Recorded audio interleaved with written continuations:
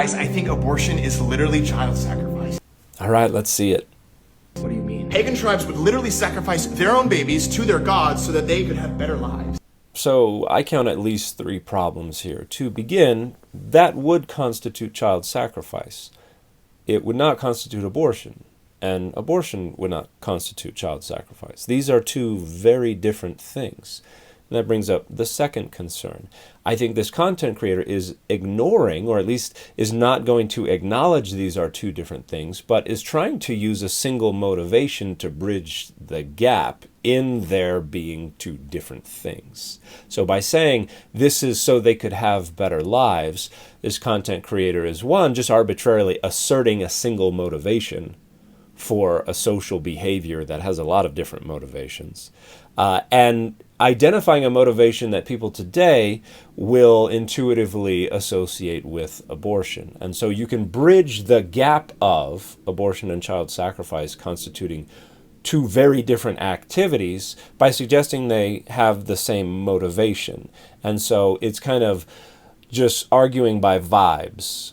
It seems like it has the same motivation, so we can just overlook the facts that they are 2 entirely distinct and incommensurate activities, because this person is not actually making an argument for abortion being child sacrifice. They're just insisting that abortion is child sacrifice without an argument. They're just using, again, vibes to try to make people feel like that. Because this is really just for people who already agree. It's not actually intended to convince anyone who doesn't already agree. And this brings up the third issue. It's not only pagan tribes, it's also ancient Israelites and ancient Judahites, at least according to the Bible.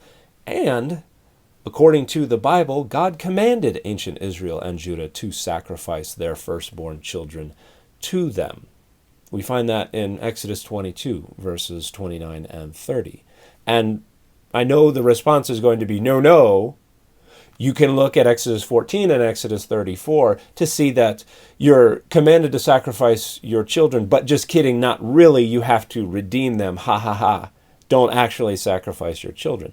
The problem is, Exodus 14 and Exodus 34 are widely agreed by scholars to be later literary productions that are responding to and renegotiating what is in Exodus 21 and 22, which is the covenant code, which is the earliest legislative layer of the entire Hebrew Bible.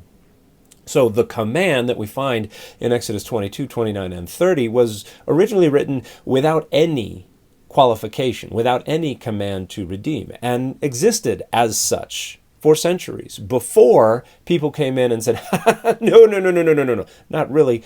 You have to actually redeem them.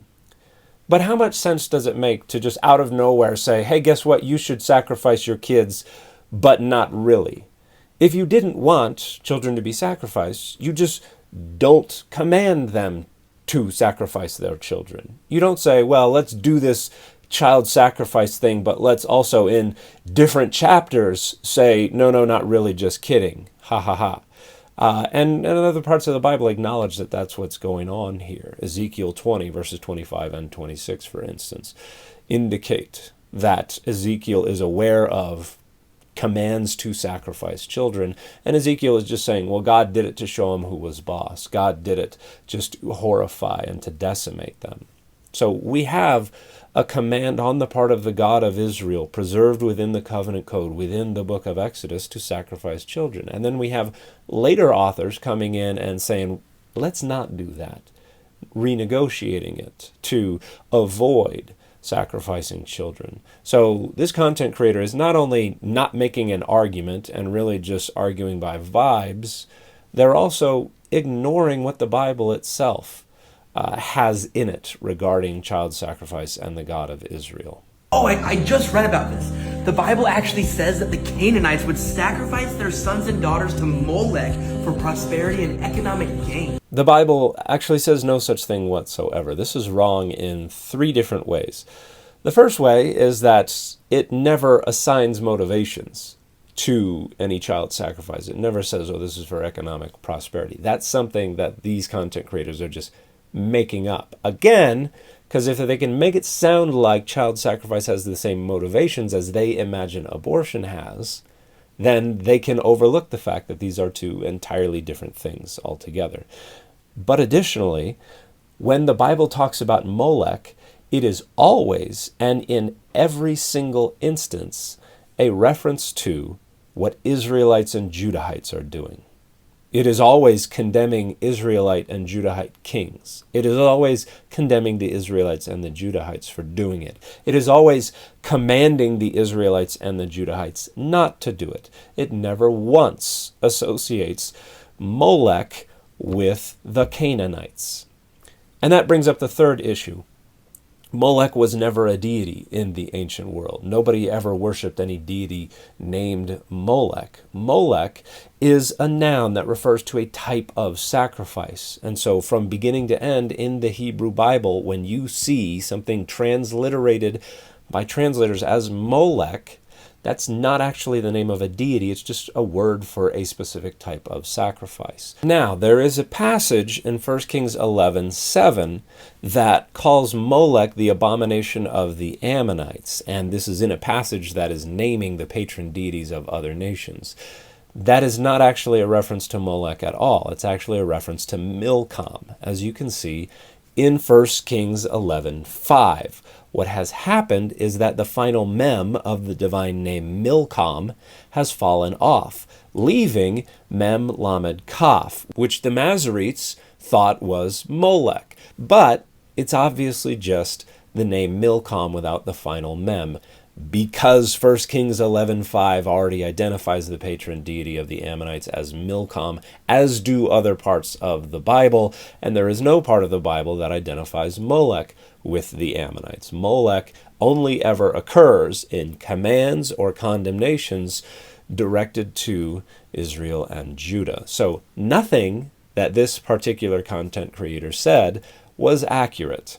It wasn't just the Canaanites, it was the Incans and the Aztecs. They all did it. They would beat them, drown them, burn them. They would even cut them open to remove their hearts. Well, now it seems we're veering into anti-indigeneity, and no doubt in an effort to try to prop up the notion that European Christians and folks like Columbus were the saviors of the indigenous populations of the Western Hemisphere. Of course, they came in and gladly enslaved them and inflicted brutal punishments on them as well. And you can even look into 19th century America to see what American Christians did to the bodies of black folks in the ostensible name of science. There's an awful lot of overlap between that treatment and the list that is rattled off by this content creator in an effort to make indigenous peoples sound brutal and horrific. Jesus, there's a group of people that rips them apart limb by limb. What tribe would do that?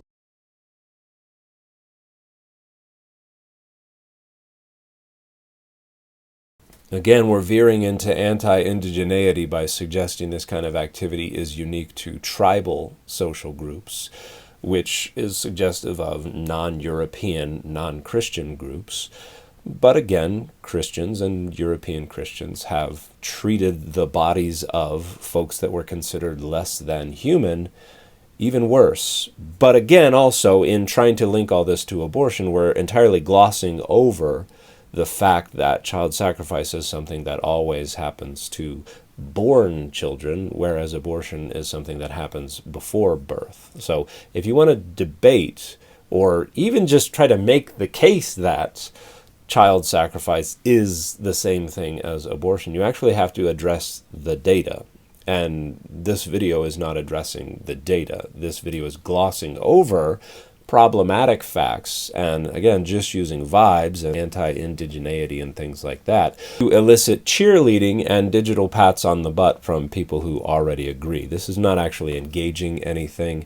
This is just trying to gin up the collective effervescence of right-wing authoritarian identity politics so people can feel better about their right-wing authoritarian identity politics. And it's particularly disgusting rhetoric, and these folks need to go think critically about these things and actually figure out what the data are.